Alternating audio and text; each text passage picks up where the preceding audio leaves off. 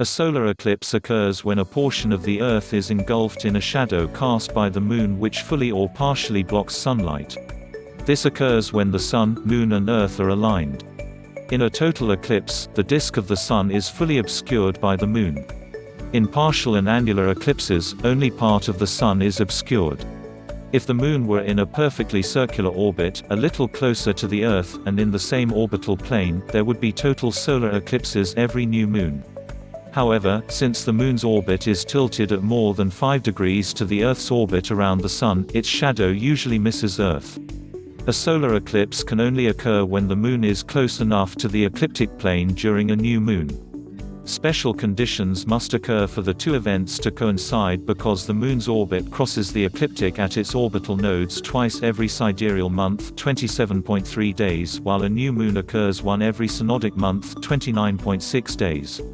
Solar and lunar eclipses therefore happen only during eclipse seasons, resulting in at least 2, and up to 5, solar eclipses each year, no more than 2 of which can be total eclipses. Total eclipses are rare because the timing of the new moon within the eclipse season needs to be more exact for an alignment between the observer from Earth and the centers of the Sun and Moon. In addition, the elliptical orbit of the Moon often takes it far enough away from Earth that its apparent size is not large enough to block the Sun entirely. Total solar eclipses are rare at any particular location because totality exists only along a narrow path on the Earth's surface traced by the Moon's full shadow. An eclipse is a natural phenomenon. However, in some ancient and modern cultures, solar eclipses were attributed to supernatural causes or regarded as bad omens. A total solar eclipse can be frightening to people who are unaware of its astronomical explanation, as the Sun seems to disappear during the day and the sky darkens in a matter of minutes. Since looking directly at the Sun can lead to permanent eye damage or blindness, special eye protection or indirect viewing techniques are used when viewing a solar eclipse. It is safe to view only the total phase of a total solar eclipse with the unaided eye and without protection. This practice must be undertaken carefully. The Sun's distance from Earth is about 400 times the Moon's distance, and the Sun's diameter is about 400 times the Moon's diameter. Because these ratios are approximately the same, the Sun and the Moon as seen from Earth appear to be approximately the same size, about 0.5 degree of arc in angular measure. A separate category of solar eclipses is that of the Sun being occluded by a body other than the Earth's Moon, as can be observed at points in space away from the Earth's surface. Two examples are when the crew of Apollo 12 observed the Earth eclipse the Sun in 1969 and when the Cassini probe observed Saturn eclipsing the Sun in 2006. The Moon's orbit around the Earth is slightly elliptical, as is the Earth's orbit around the Sun. The apparent sizes of the Sun and Moon therefore vary. The magnitude of an eclipse is the ratio of the apparent size of the Moon to the apparent size of the Sun during an eclipse. An eclipse that occurs when the Moon is near its closest distance to Earth, near its perigee, can be a total eclipse because the Moon will appear to be large enough to completely cover the Sun's bright disk or photosphere. Conversely, an eclipse that occurs when the Moon is near its farthest distance from Earth, near its apogee, can only be an annular eclipse because the Moon will appear to be slightly smaller than the Sun. A hybrid eclipse occurs when the magnitude of an eclipse changes during the event from less to greater than 1, so the eclipse appears to be total at locations nearer the midpoint, and annular at other locations nearer the beginning and end, since the sides of the Earth are slightly further away from the Moon. These eclipses are extremely narrow in their path width and relatively short in their duration at any point compared with fully total eclipses. The 2023 April 20th hybrid eclipse's totality is over a minute in duration at various points along the path of totality. Like a focal point, the width and duration of totality and annularity are near zero at the points where the changes between the two occur. Because the Earth's orbit around the Sun is also elliptical, the Earth's distance from the Sun similarly varies throughout the year. This affects the apparent size of the Sun in the same way, but not as much as does the Moon's varying distance from Earth. When Earth approaches its farthest distance from the Sun in early July, a total eclipse is somewhat more likely, whereas conditions favor an annular eclipse when Earth approaches its closest distance to the Sun in early January.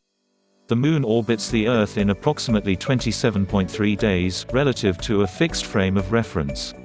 This is known as the sidereal month. However, during one sidereal month, Earth has revolved part-way around the Sun, making the average time between one new moon and the next longer than the sidereal month. It is approximately 29.5 days. This is known as the synodic month and corresponds to what is commonly called the lunar month. The Moon orbits the Earth in approximately 27.3 days, relative to a fixed frame of reference. This is known as the sidereal month. However, during one sidereal month, Earth has revolved part-way around the Sun, making the average time between one new moon and the next longer than the sidereal month. It is approximately 29.5 days. This is known as the synodic month and corresponds to what is commonly called the lunar month. The Moon crosses from south to north of the ecliptic at its ascending node, and vice versa at its descending node. However, the nodes of the Moon's orbit are gradually moving in a retrograde motion, due to the action of the Sun's gravity on the Moon's motion, and they make a complete circuit every 18.6 years. This regression means that the time between each passage of the Moon through the ascending node is slightly shorter than the sidereal month. This period is called the nodical or draconic month. Finally, the Moon's perigee is moving forwards or precessing in its orbit and makes a complete circuit in 8.85 years. The time between one perigee and the next is slightly longer than the sidereal month and known as the anomalistic month. The Moon's orbit intersects with the ecliptic at the two nodes that are 180 degrees apart. Therefore, the new moon occurs close to the nodes at two periods of the year approximately 6 months 173.3 days apart, known as eclipse seasons, and there will always be at least one solar eclipse during these periods. Sometimes the new moon occurs close enough to a node during 2 consecutive months to eclipse the Sun on both occasions in 2 partial eclipses. This means that, in any given year, there will always be at least 2 solar eclipses, and there can be as many as 5. Eclipses can occur only when the Sun is within about 15 to 18 degrees of a node.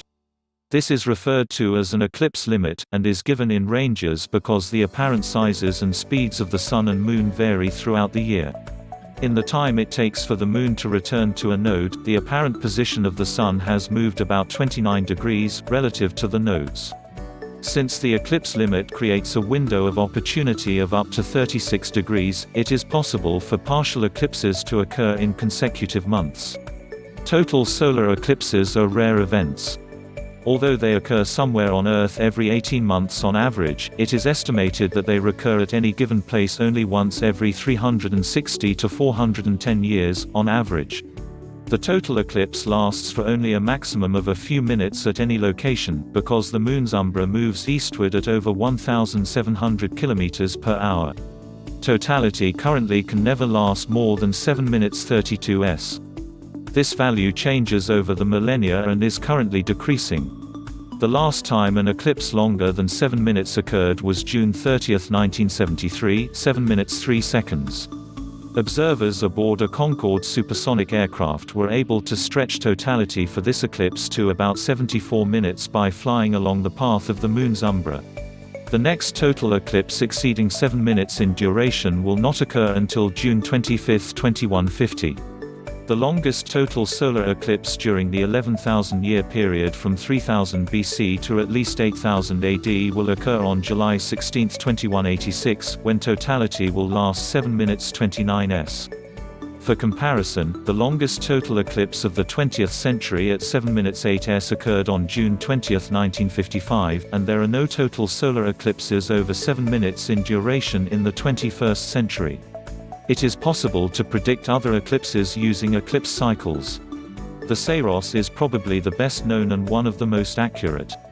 A Saros lasts 6,585.3 days, a little over 18 years, which means that, after this period, a practically identical eclipse will occur. The most notable difference will be a westward shift of about 120 degrees in longitude and a little in latitude.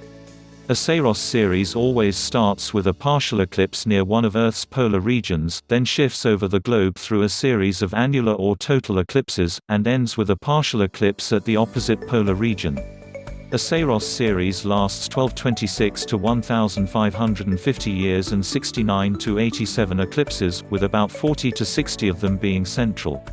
Total solar eclipses are seen on Earth because of a fortuitous combination of circumstances. Even on Earth, the diversity of eclipses familiar to people today is a temporary phenomenon. Hundreds of millions of years in the past, the Moon was closer to the Earth and therefore apparently larger, so every solar eclipse was total or partial, and there were no annular eclipses. Due to tidal acceleration, the orbit of the Moon around the Earth becomes approximately 3.8 centimeters more distant each year. Millions of years in the future, the Moon will be too far away to fully occlude the Sun, and no total eclipses will occur. In the same timeframe, the Sun may become brighter, making it appear larger in size. Estimates of the time when the Moon will be unable to occlude the entire Sun when viewed from the Earth range between 650 million and 1.4 billion years in the future.